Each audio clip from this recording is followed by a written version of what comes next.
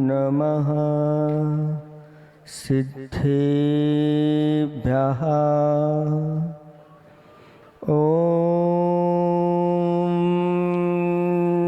नमः सिद्धेभ्यः। ॐ नमः सिद्धेभ्यः। निर्मल जल सामान्य है जिनका, चंदन से है दिव्य वचन। अक्षत सम अक्षत है श्रद्धा, सुमनों सा सुंदर है तन। नैवेद्य चरित्र जान है दीपक, वसु विधि करते धूप दहन। ध्यान सुफल है अर्घ समाधि, मुनिवर तुमको नित्य नमन। अनर्घ पद को पाने गुरुवर, मेरा अर्घ समर्पित है। एक जीवन क्या सौ सौ जीवन, गुरुवर तुम्हें समर्पित है। ऋषिवर तुम्हें समर्पित है। देवादिदेव 1008 कैवल्य कमलापति श्री आदिनाथ भगवान की।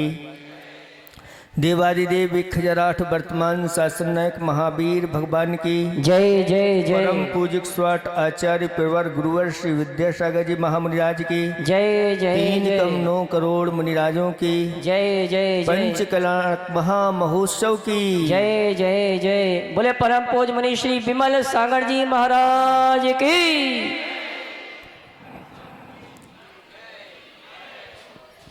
धर्म स्नेही बापात्माओं, आज आप यहाँ भगवान का जन्म कल्याणक महोत्सव मनाने के लिए उपस्थित हुए हैं। जिनका जन्म होते ही देवों के आसन कंपायमान हो जाते हैं। भवनवासी देवियों के यहाँ शंख बजने लगते हैं और व्यंतरों के यहाँ भेरियां बजने लगती हैं और ज्योतिषियों के यहाँ सिंहनाद होने लगता है और वैमानिक देवों के यहाँ घंटे बजने लगते हैं। यहाँ जन्म हो रहा है, वहाँ ऐसा आनंद चारों ओर छा जाता है। देवगण वहीं से भावी भगवान को नमस्कार करते हैं और जन्म कल्याणक मनाने के लिए निकल पड़ते हैं। जन्म हो तो ऐसा हो। जन्म की सार्थकता तभी है जब जन्म दिवस हमें स्वयं ना मनाना पड़े और दूसरे देवगण आकर के हमारा जन्म दिवस, ऐसा जन्म ही वास्तव में वह जन्म सार्थक हो जाता है। अनंतों बार हमारे जन्म हुए हैं, अनंतों बार मरण हुए हैं। पुनः पुनः माँ के गर्भ में आकर के 9 माह तक हमने निवास किया है। इस संसार का कोई पार नहीं है, अपार संसार है। इससे अगर पार होना है तो आचार्य भगवान कहते हैं कि जिनका ऐसा जन्म हुआ है उनका जन्म कल्याणक आप बड़ी धूमधाम से मनाइए। आपको भी ऐसा अवसर आएगा कि एक दिन आपका भी मनाया जाएगा। जैसे ही भगवान का जन्म होता है 10 अतिशय साथ में लेकर के आते हैं। उनका जब जन्म होता है तो जो उनको शरीर की प्राप्ति होती है उस शरीर में जीवन पर्यंत पसीना नहीं आता।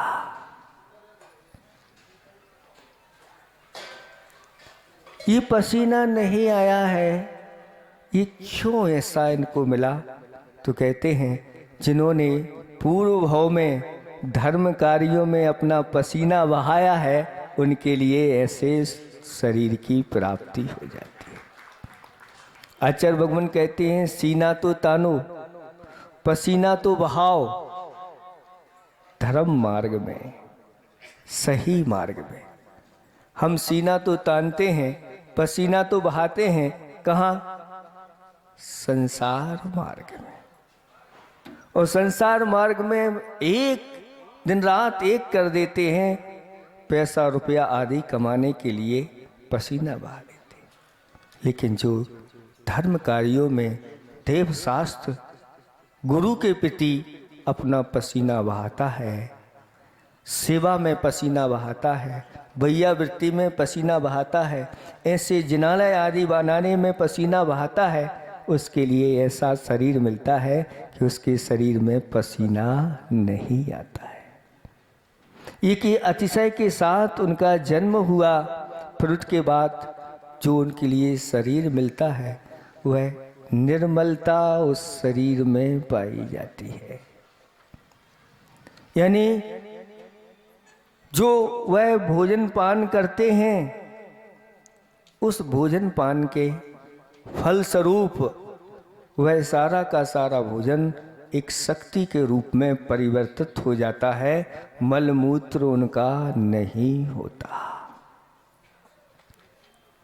जिन्होंने ऐसे जिनेंद्र भगवान की, देव शास्त्र गुरु की जिन्होंने सेवा की है, भक्ति की है, पूजा की है, उनको ही ऐसे शरीर की प्राप्ति होती है। उच्चै गोत्रम प्रणते, ऐसा कहा गया है कि देव शास्त्र गुरु को जो नमस्कार करता है उसके लिए उच्च गोत्र की प्राप्ति होती है। वह उतने ही ऊंचा उठता चला जाता है जो जितना झुकता है। इसलिए झुकने की आदत आप लोग बार बार डाल लो। खड़े खड़े ही आप लोग नमस्कार करते हो, हाथ जोड़ते हो, उसके परिणाम स्वरूप आपकी कमर की दशा ऐसी हो जाती है। नमस्कार के अनेक प्रकार बताए हैं। एक प्रकार का भी नमस्कार होता है, दो प्रकार का भी होता है। एक प्रकार का नमस्कार क्या है? जैसे आपको देवशास्त्र गुरु दिख गए, खड़े खड़े ही आपने सिर झुका दिया, हाथ नहीं जोड़े। कुछ लोग वो होते हैं जो सिर नहीं झुकाते, दोनों हाथ जोड़ लेते हैं खड़े खड़े, तो दो अंगों से नमस्कार हो गया। कुछ लोग ऐसे होते हैं खड़े खड़े हाथ भी जोड़ लेते हैं और सिर भी झुका देते हैं, तीन अंगों से नमस्कार हो गया। कुछ लोग ऐसे भी होते हैं जो हाथ जोड़ लेते हैं और घुटने टेक देते हैं लेकिन सिर नहीं झुकाते, चार अंगों से हो जाता है। कुछ लोग ऐसे होते हैं घुटने भी टेक देते हैं और हाथ भी जोड़ लेते हैं, सिर भी झुका देते हैं, पंचांग नमस्कार हो जाता है। और कुछ लोग बिल्कुल ऐसे गवासन से अपने पूरे के पूरे आठों अंगों को झुका देते हैं, वो अष्टांग नमस्कार कहलाता है। और जो जिनेंद्र भगवान को ऐसे अष्टांग नमस्कार करता है उसको अष्टम वसुधा की प्राप्ति हो जाती है। आज कुएं का जमाना नहीं है, आज तो नल का जमाना है। पहले तो प्रायः सभी लोग कुएं पर जाते थे और पानी भरते थे, और कुएं पर जाकर के जब बाल्टी उस कुएं में अंदर जाती थी और वह जब बाल्टी उस पानी के ऊपर खड़ी हो जाती थी तो उस बाल्टी में पानी नहीं भरता था। क्यों नहीं भर रहा है पानी? बताओ। पानी कहता है हे मानी बाल्टी, तू एक बार मुझे धोक दे, एक बार मुझे नमोस्तु कर, फिर देख। और जैसे ही वो बाल्टी नमोस्तु करती है और उसके अंदर पानी भर जाता है। इससे ही जो जिनेंद्र या देव शास्त्र गुरु के प्रति जो झुक जाता है, उसके अंदर ऐसे गुणों का पानी भर जाता है कि जब वह गुण उसके प्रकट होते हैं तो सारी दुनिया उसका महोत्सव मनाती है। उच्चै गोत्रम प्रणते भोगो दाना दुपासनात् पूजा। और जो उनकी उपासना करते हैं, जो मुनिराजों के लिए आहार दान आदि देते हैं, उनके लिए सारे भोगोपभोग की सामग्री प्राप्ति होती है। इसके बाद फिर जब भगवान का जन्म होता है तो उनके शरीर में जो रक्त होता है, उस रक्त के बारे में कि श्वेत रक्त होता है। हम सबका कैसा रक्त है? लाल है। उनका श्वेत क्यों है? तो कहा गया कि जैसे माँ होती है जब पुत्र को जन्म देती है तो उस पुत्र के प्रति स्नेह ममता वात्सल करना प्रेम होता है, तो उस माँ के स्तनों में दुग्ध आ जाता है। ऐसे ही यह जो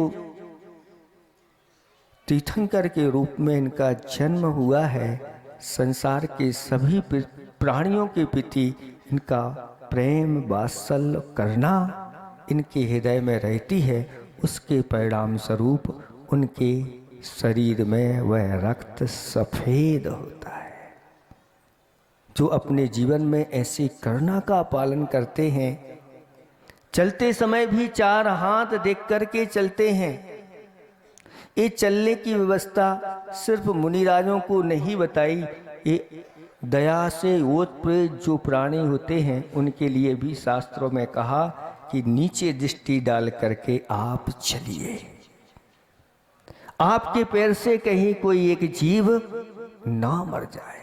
अगर ऐसी दया आपके अंदर आ गई और आप नीचे दृष्टि डाल करके चलने लगे तो आगे जाकर के ऐसे ही अतिशय घटित होने लग जाते हैं। लेकिन आज पैदल चलने का जमाना नहीं रहा। आप तो बस गाड़ी आपके लिए चाहिए है, उस गाड़ी पर बैठ कर के स्पीड कैसी आपकी जाती है कि बड़े बड़े पंचिंदी जीप भी उसके नीचे आते हैं, पता नहीं चलता और आपकी गाड़ी निकल जाती है। बरसात में छोटे छोटे चने चने के बराबर मेंढक होते हैं, उस पत्थर या मिट्टी के रंग के होते हैं, उसी में से आपकी गाड़ी निकल गई, पंच इंद्रियों का घात हो जाता है। एक मेंढक के अंदर भी सम्यक दर्शन हो सकता है, एक मेंढक के अंदर भी अणुव्रत हो सकते हैं, वह वृत्ति हो सकता है। और आपकी अगर गाड़ी के नीचे आ गया तो विचार कर सकते हैं कितने पाप का संचय होता है। इसलिए आचार्य भगवंतों ने कहा कि नीचे दृष्टि डाल करके चलो। और ये अगर ये दृष्टि आपकी आ गई तो आपके अंदर ऐसे अतिशय आगे जाकर के घटित होने लग जाएंगे। ये दया करना अपने अंदर आना चाहिए। आज वर्तमान में अभी सुबह सुबह आप लोगों के लिए कहा जा रहा था कि गौशाला के लिए आप कुछ करिए। वास्तव में ये बार बार मांगने की आदत होना ही नहीं चाहिए। आप लोगों को तो गौशाला की ऐसी व्यवस्था कर देनी चाहिए। कहा है शास्त्रों में कि जो भी हम कमाते हैं उसके 4 हिस्से होना चाहिए। पहला हिस्सा तो कहते हैं ना, जो रोटी बनती है उसमें पहली रोटी किसकी होती है? गाय की होती है। मतलब एक हिस्सा करुणा दान में, दया दान में, अभय दान में आपका जाना चाहिए। आप तो बना लो हमेशा के लिए एक ऐसी गुल्लक बना लो कि जो भी राशि पहले उसमें भी हमारी कमाई है उसमें से कुछ राशि हम करुणा दान, गौशाला आदि के लिए, अभय दान आदि के लिए, जीवों की रक्षा के लिए। आचार्य भगवंत के मुख से एक ऐसी पंक्ति निकली थी जब छिंदवाड़ा में पहली गौशाला आचार्य भगवंत के आशीर्वाद से वहाँ जीवों की रक्षा के लिए खोली गई और वहाँ जाकर के आचार्य श्री ने कहा था कि एक सिद्ध चक्र विधान कर लो और एक गाय के लिए अभयदान दे दो। दोनों को तराजू पर रखोगे तो अभयदान का पलड़ा बड़ा हो जाएगा। इसलिए अभयदान में पीछे मत रखो। आप तो कहो कि जितना कुछ चाहिए है, उन जीवों की जान बचना चाहिए, उनका पालन होना चाहिए। शास्त्रों में वर्णन है, एक मछली के लिए 5 बार अभयदान दिया गया। अगले भाव में 5 बार मौत के मुंह में जाकर के वह वापिस आ गया। ये करुणादान अभयदान की महिमा है। नीचे देख करके चलना चाहिए। ये सब दया के प्रतीक हैं। ऐसे भगवान का रक्त श्वेत होता है। वज्र विषभ नाराज सहनन होता है। सर्वश्रेष्ठ सहनन के धनी होते हैं। सम चतुरस्र संस्थान उनका होता है। ऐसा संस्थान होता है कि देखते रह जाओ। अच्छे अच्छे शिल्पी भी वो रचना नहीं कर सकते जो पूर्व के पुण्य के उदय से ऐसा संस्थान उनको मिलता है। और उनका शरीर सुंदर, अनुपम सुंदर होता है। इतना सुंदर होता है कि सौधर्मेंद्र जब उस रूप को निहारता है तो 2 आंखों से वह तृप्त नहीं होता। कितनी आंखें बनाता है? 1000 नेत्र बना करके उनको वह निहारता है, अपलक देखता है। ऐसे सुंदर रूप की प्राप्ति उनको हुई है। शास्त्रों में आया है कि ये सुंदर रूप की प्राप्ति क्यों होती है, तो कहते हैं भक्ते सुंदर रूपम। आप इस प्रकार के खोटी वस्तुएं अपने शरीर में लगाओगे, खोटी यानी जो अशुद्ध वस्तुएं होती हैं जिनमें हड्डी, रक्त आदि का प्रयोग होता है, जिनमें जीवों का घात करके ऐसे सुगंधित पदार्थ बनाए जाते हैं, ऐसे अगर इस शरीर में उन वस्तुओं का उपयोग करते हैं तो आगे जाकर के सुंदर शरीर नहीं मिलता, असुंदर शरीर मिलता है। अभी तो आप सुंदरता के लिए लगाने के लिए मना नहीं है, लेकिन अगर अशुद्ध पदार्थों का उपयोग करते हैं तो आगे जाकर के आपको सुंदर रूप नहीं मिलेगा। तो फिर सुंदर किससे? तो कहते हैं भक्ते है सुंदर रूप। आप देव शास्त्र गुरु नव देवता की भक्ति करिए, आपके लिए ऐसा रूप मिलेगा कि देखते ही रह जाएंगे लोग। हाँ, वास्तव में रूप ये होता है जिनेंद्र भगवान की भक्ति पूजा करने से मिलता है।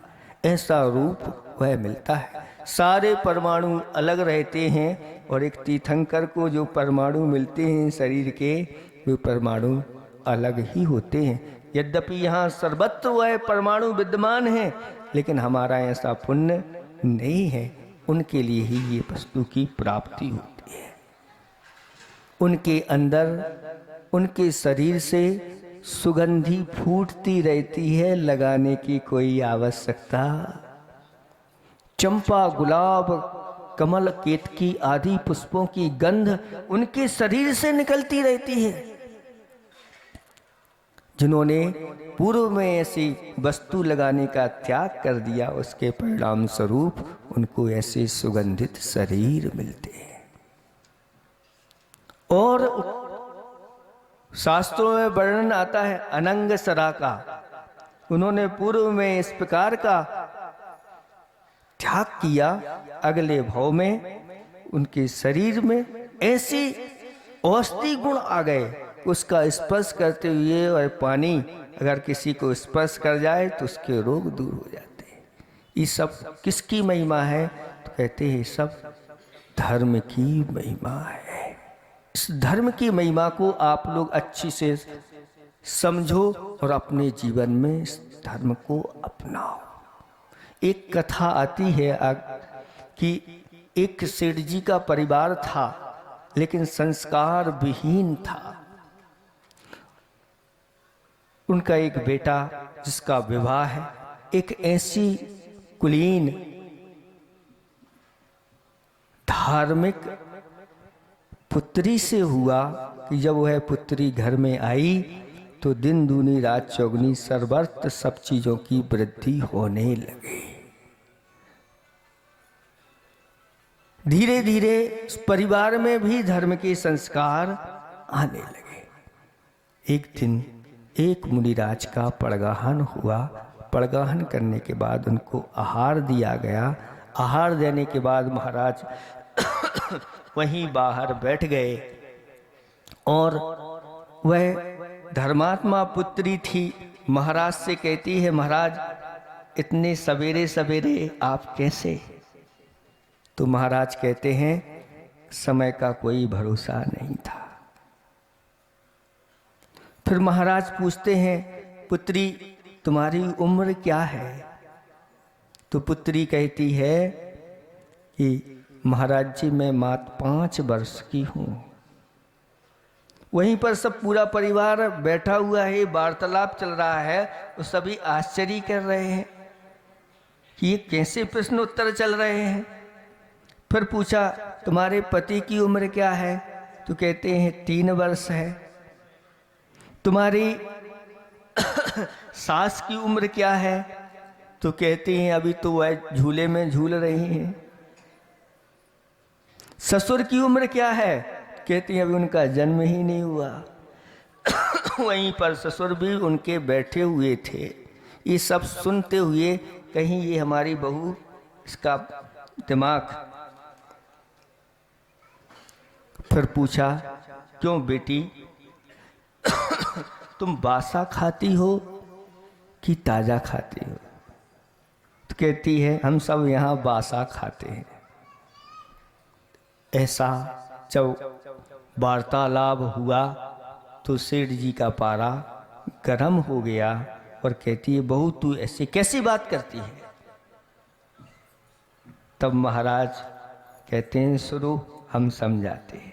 इसने पूछा है कि सवेरे सवेरे और अभी 11 बजने के लिए हैं, वही सवेरे सवेरे की बात कर रही है। यानी ये पूछ रही है महाराज आपने इतनी छोटी उम्र में दीक्षा धारण क्यों कर ली? तो हमने उत्तर दिया कि जीवन का कोई भरोसा नहीं, अपना कल्याण कर लो और इस मार्ग में मैं निकल गया। जब हमने इसकी उम्र पूछी तो इसने 5 वर्ष बताया। इसका अर्थ है ये 5 वर्ष से धर्म मार्ग में लगी हुई है।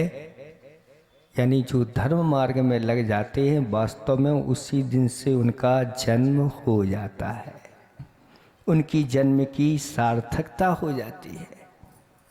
3 वर्ष से बताया, यानी पति 3 वर्ष से धर्म कर रहे हैं और सासू अभी संशय के झूले में झूल रही हैं। मतलब अभी इनको सम्यक दर्शन की प्राप्ति नहीं हुई है।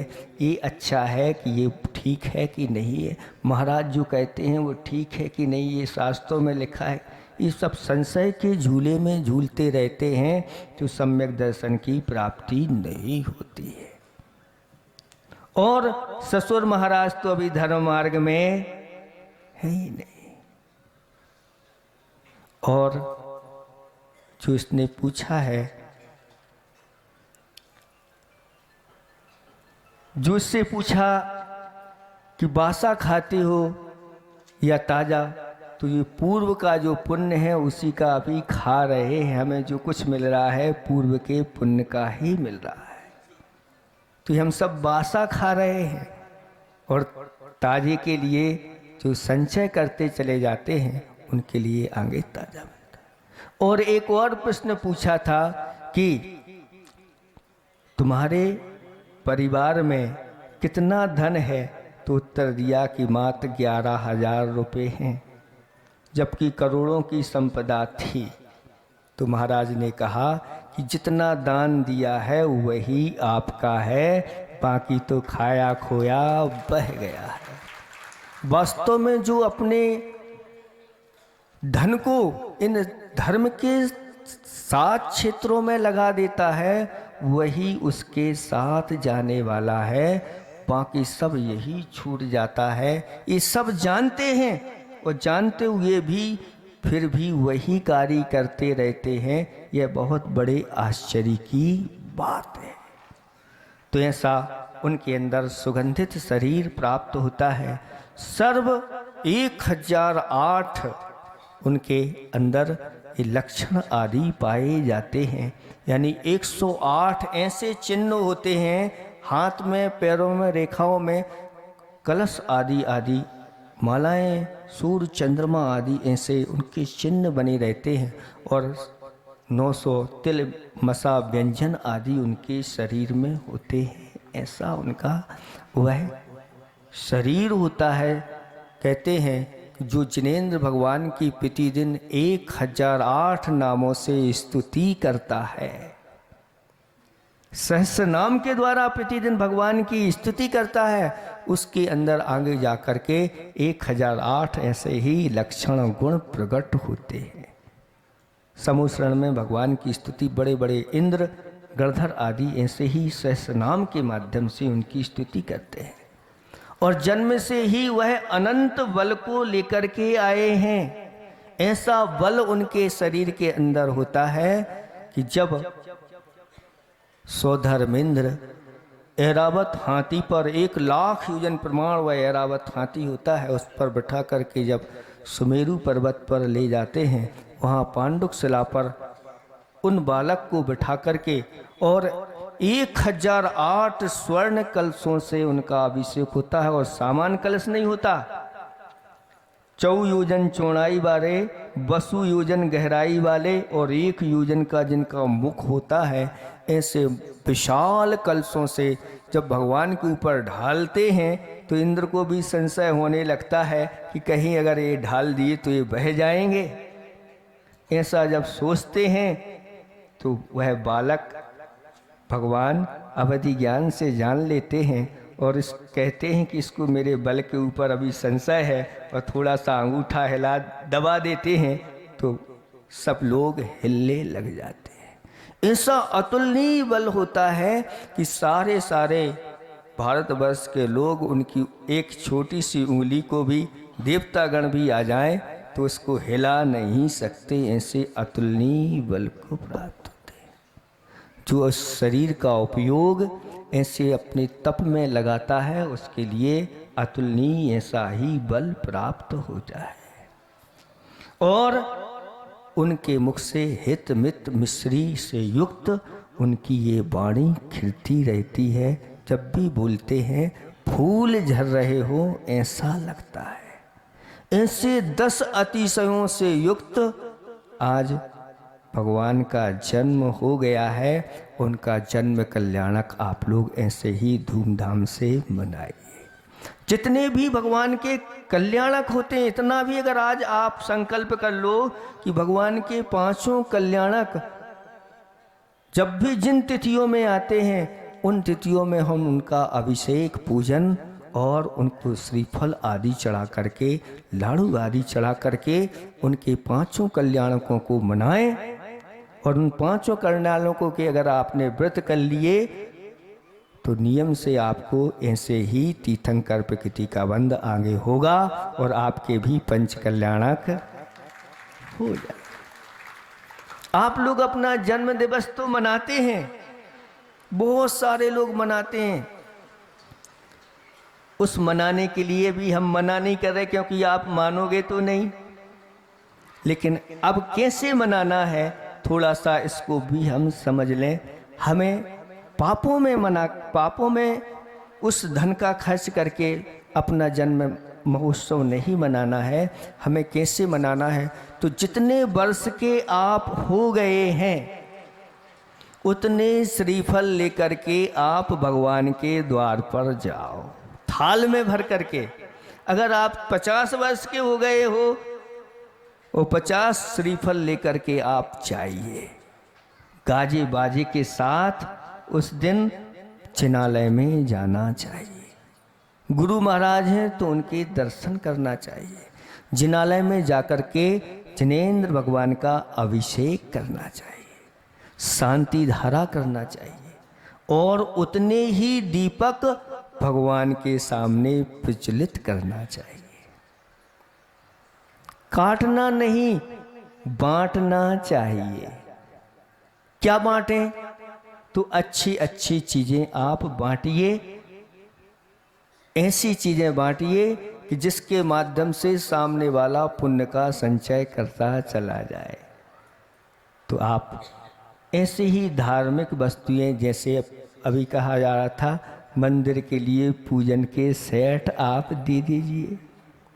तो पूजन के सेट आप बांटोगे तो लोग जाकर के पूजा करेंगे, और जो पूजा वो करेगा उसका छठा हिस्सा आपके में जाएगा। आप मालाएं बांटिए, जिसको भी आप माला दोगे, जितनी मालाएं फेरेगा, 6 माला अगर फेर ली तो 1 माला तो आपकी तरफ की हो गई, छठा हिस्सा आपके लिए चला जाए। आप जिनवाणी इस प्रकार से दीजिए जिसके माध्यम से वह स्वाध्याय करे। इस प्रकार से आप अगर अपना जन्म महोत्सव मनाते हैं तो मना नहीं है, क्योंकि शास्त्रों में वर्णन आया है कि जो भी आप लौकिक कार्य करते हैं, पहले धार्मिक अनुष्ठान पूर्वक अगर वह लौकिक कार्य करते हैं तो आपको सफलता मिलती चली जाती है और आप पाप से भी वंचित रह सकते हैं। तो आज भगवान का जन्म हुआ है, समय भी बहुत हो गया है, इतना ही हम आपको से पर्याप्त समझते हैं कि आप इस जन्म दिवस पर यही शिक्षा लेना है। हम जब भी अपने बच्चों का जन्म दिवस मनाएंगे तो इस प्रकार से धार्मिक अनुष्ठान करके मनाएंगे, दान आदि के माध्यम से मनाएंगे, गौशाला आदि में गायों के लिए इस प्रकार से करुणा दान के माध्यम से इस कार्य को मनाएंगे तो वास्तव में आपका यह प्रभु का जन्म कल्याणक महोत्सव मनाना सार्थक होगा। आप सब इसी प्रकार के अनुष्ठान निरंतर करते रहें। इन्हीं भावना के साथ अहिंसा परमो धर्म की। हेलो। परम पूज मुनिवर श्री विमल सागर जी महामुनिराज की। अहिंसामयी विश्व जैन धर्म की। सभी लोग यहीं बैठे रहेंगे।